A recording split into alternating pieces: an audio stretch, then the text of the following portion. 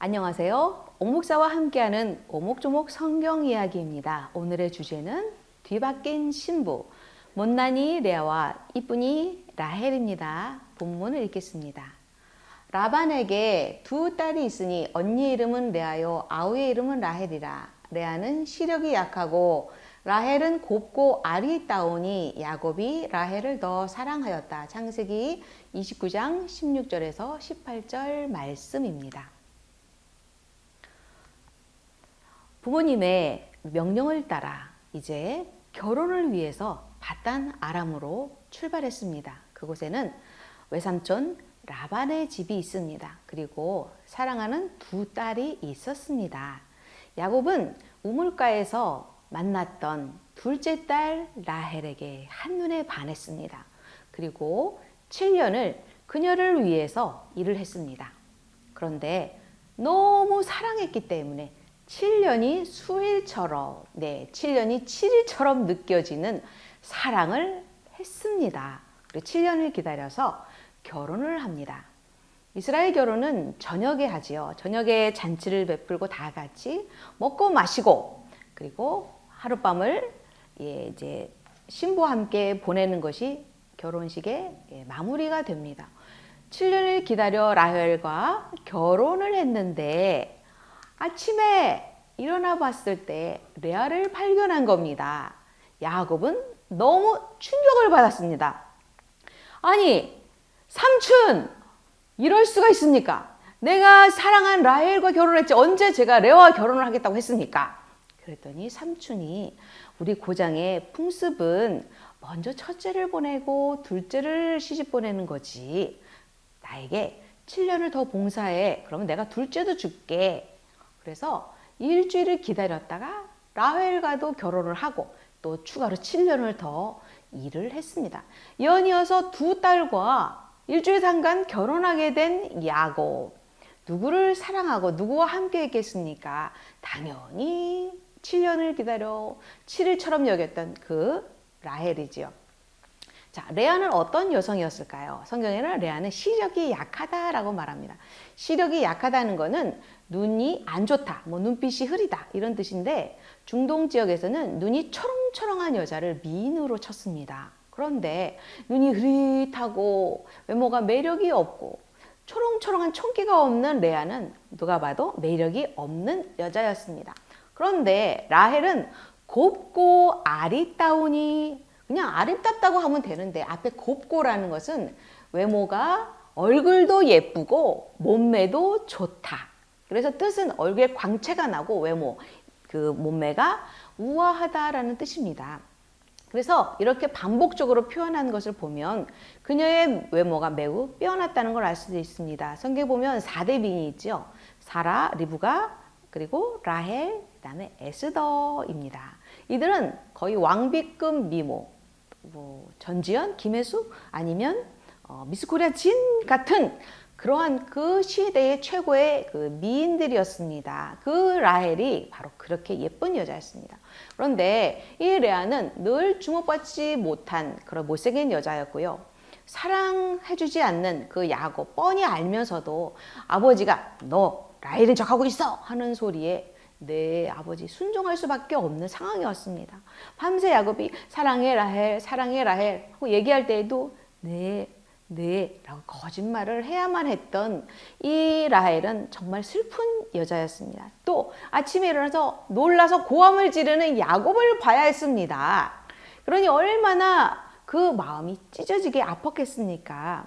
평생 남편의 사랑을 구했지만 못 얻었던 이 레아 반대로 또 라헬은 어떤 사람이냐면 굉장히 씩씩합니다. 그냥 성경 보면 양떼를 몰고 다니면서 아니 얼굴도 예쁜 여자가 양떼까지 몰고 씩씩하게 다니는 용감한 여성입니다. 그러니까 사람들에게 관심과 사랑을 받는 일에 아주 익숙하고요. 그런 반면에 또 질투가 많고 욕심이 많았습니다. 언니가 임신할 때마다 막 그 질투가 그냥 막 올라가죠. 그 다음에 또 거짓말도 아주 뻔뻔스럽게 잘합니다. 그래서 그 야곱의 가족들이 이제 아버지 삼촌 라반의 집을 다 같이 이제 떠날 때 몰래 도망갑니다. 그때 아버지 드라빔을 훔쳐서 달아나는데요. 아버지가 쫓아왔습니다. 이 드라빔이라는 건 이렇게 생긴 가정 수호신입니다. 이 각 가정마다 이런 걸 하나씩 갖고 있는데 이게 어떤 거냐면 우가릿 문서가 이제 그 발굴이 됐는데요. 이 문서에 의하면 왜 라헬이 이 드라빔을 갖고 갔지? 라는 이유가 나와 있습니다. 바로 이 드라빔을 가진 사람이 재산을 상속할 수 있는 권리가 있다고 합니다. 그러니까 먼 비상시에 이 드라빔을 가지고 자기 재산을 지키려고 했던 것 같습니다.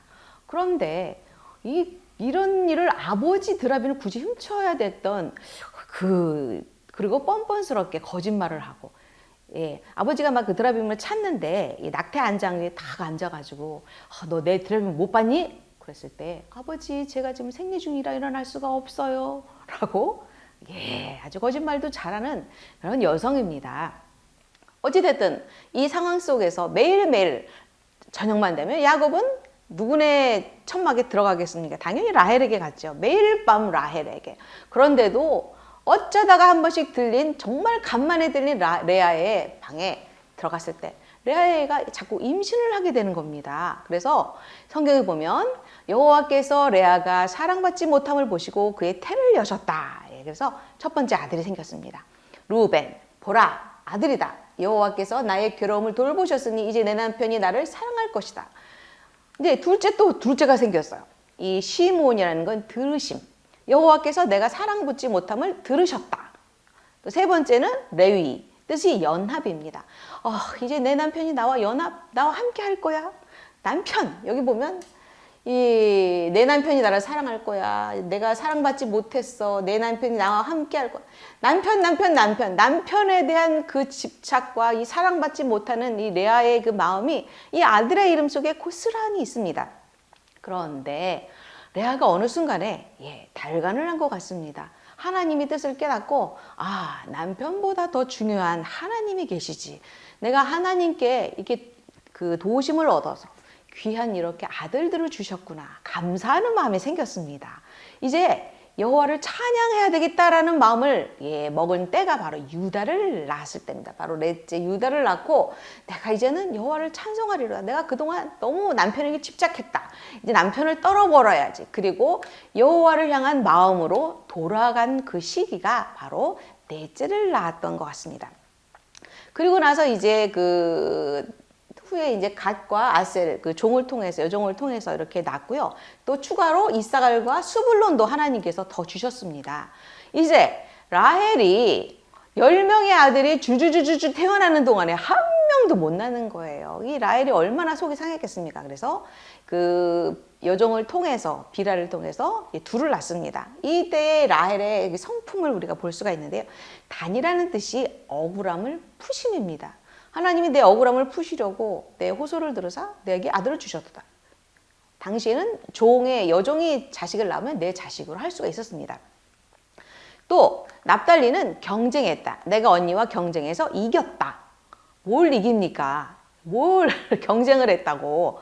네, 그런데 라헬의 마음, 경쟁심이 그렇게, 또 시기심이 이 두 아들의 이름에 고스란히 나와 있습니다. 그러다가 이제 11번째 드디어 하나님께서 라헬을 생각하사 그에게 아들을 주셨다라고 말합니다. 그래서 11번째로 드디어 요셉을 낳습니다. 근데 요셉의 뜻이 하나님 감사합니다. 이 아들 주셔서 이게 아니라 하나님 남들은 여종도 다 둘씩 낳는데 나도 둘은 있어야죠. 하나 더 주세요. 이름이 더 주세요. 더함입니다. 또 그래서 10여 년 후에 이제 돌아오는 길에 베델로 돌아오고 있을 때에 둘째, 꿈에도 그리던 그 둘째를 낳았지만 이 아들을 낳다가 죽었습니다. 그래서 야곱이 베들레헴 가는 길에 큰 돌로 비석을 세워주고 라헬을 추모하는, 그래서 이 라헬의 무덤이 이 성경에 보면은 모세 때도 있었고 또 사무엘 때까지도 지금도 라헬의 그 무덤에 그 유적이 있다고 합니다. 어쨌든 그 길에 라헬의 무덤을 만들어 주었습니다. 그러면 레아는 어떻게 됐을까요? 레아는요, 예, 여기는 헤브론입니다. 헤브론 막벨라 무덤. 여기는 그 아브라함이 사라가 죽었을 때에 이 땅을 사서 가족 묘지로 삼았는데요.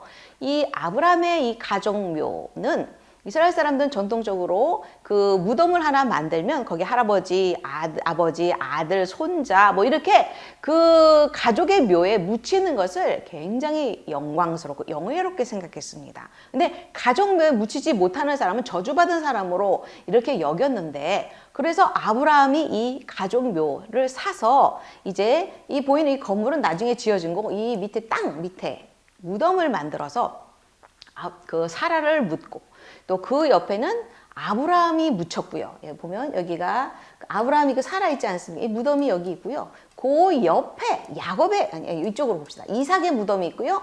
리브가의 무덤이 있습니다. 그 다음에 아브라함 옆에가 바로 그 야곱의 무덤과 레아의 무덤이 있습니다. 그러니까 레아의 무덤 옆에 나중에 야곱이 자기가 거기에 묻히는 겁니다. 그래서 이건 이제 옆으로 들어가는 모습이에요. 여기는 이제 위로 건물이 있고 막벨라로 들어가는 이 구멍, 계단을 내려가면 여기 이렇게 지금도 예, 유적으로 남아 있습니다. 그래서 이슬람 사람들과 유대인들과 서로 이게 유적이 내 거다, 네 거다, 니네는 이만큼만 봐라, 우리는 요만큼 관리한다. 그러니까 이 무덤 갖고도 치열하게 싸웁니다. 그래가지고 절반을 막아놓고 이쪽 이삭은 그 이슬람이, 이쪽 야곱은 뭐 그 유대인들이, 뭐 아브라함은 중간에 이런 식으로 해가지고 이 무덤을 관리하고 있습니다. 어쨌든 이 막벨라 무덤이 이런 형태로 되어 있는데 여기에 바로 라헬이 묻힌 게 아니라 레아가 야곱 옆에 묻혔습니다. 레아는 이 그 비운의 한평생 슬픔의 날들을 보냈지만 하나님을 의지하고 찬송하면서 어느 순간에 하나님께 전적으로 의지하면서 남은 생을 살았고 드디어 아브라함의 이 손주 맏며느리로 인정을 받았던 겁니다. 평생 야곱의 사랑을 갈구했던 레아는 레아의 아픔을 위로하시고 그렇게 축복해 주셨습니다. 레아의 그 셋째 아들 레위는 제사장 가문을 세웠고 넷째 아들 유다는 왕의 가문을 세워서 그리스도의 가문을 잇게 되지요. 그러나 이 라헬은 육신과 시기로 이 생을 마감했지만 하나님은 참 긍휼이 많으신 것 같습니다. 이 그 질투 많고 이 그 참 시기쟁이 이 라헬에게도 그 귀한 아들 요셉을 낳게 했지 않습니까? 요셉이 누굽니까? 예, 예수 그리스도의 성품을 닮은, 그리고 이스라엘 민족을 그 어두운 시기에 살려냈던 그 놀라운 전 세계를 구제했던 그 인품의 소유자가 라헬을 통해서도 나왔다는 겁니다. 그래서 요셉과 베냐민의 그 조상이 되어서 이제 레아도 축복받고 라헬도 복을 주셨던 걸 보면 우리가 여기서 느낄 게 있습니다. 하나님의 자녀입니다. 이 두 사람이 뭐 하나님을 안 믿고 뭐 하나님을 우상을 섬기고 뭐 세상 사람들이 아닙니다. 이들은 바로 그 아브라함의 후손이기도 하고 그 하나님 믿는 그런 크리스찬인 겁니다. 둘 다. 그런데 이 두 사람의 이 삶을 통해서 우리가 보면 그 욕심, 질투, 집착, 우리 안에 그것이 다 있습니다. 두 사람을 통해서 저렇게 뭐 저기 대단한 거 걸어서 집착을 하지? 왜 때 남편의 사랑을 저렇게 구하지? 왜 저렇게 뭐에 집착하지? 라고 생각하지만 우리는 안 그럴까요? 네, 우리도 세상에 집착하고 뭔가를 시기하고 뭘 경쟁하고 끊임없이 무엇을 추구합니다. 우리는 바로 못난이 레아와 이쁜이 라헬의 삶을 통해서 못났든 이쁘든 하나님을 경외하는 것이 가장 귀하다는 것을 알 수 있습니다. 잠언서 31장 30절에는 고운 것도 거짓되고 아름다운 것도 헛되나 오직 여호와를 경외하는 여자는 칭찬을 받는다고 합니다. 모두 여호와를 경외하는 여러분 되시기를 축복합니다.